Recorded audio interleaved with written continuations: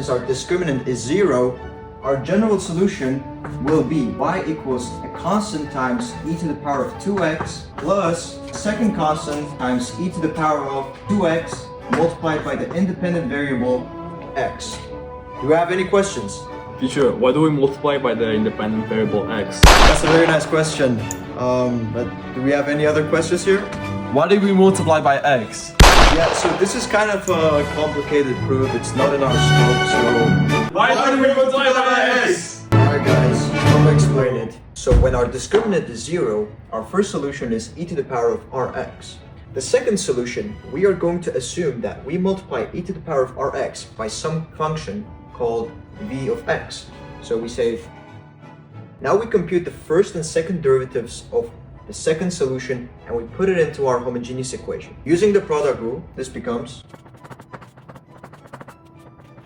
now the second derivative, we still do the same thing and take the derivative of each of these terms.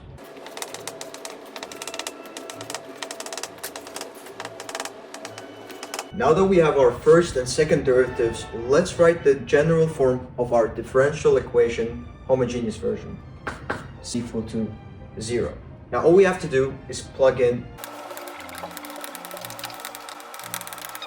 Okay, now we cancel out e to the power of rx since it can never be 0. And then by further simplification, we achieve.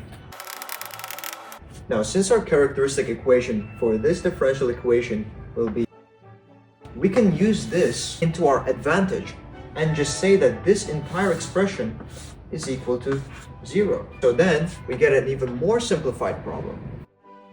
Now by using our knowledge from quadratic equations, we can also see that 2ar plus b is equal to 0. The way we can see that is if we draw a quadratic equation, we know that since the derivative at the solution, which we'll call the solution to be r, is equal to 0,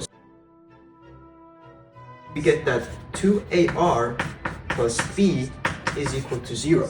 So now we can just say that a v double prime is equal to 0. Integrate v once, you get v prime is equal to some constant.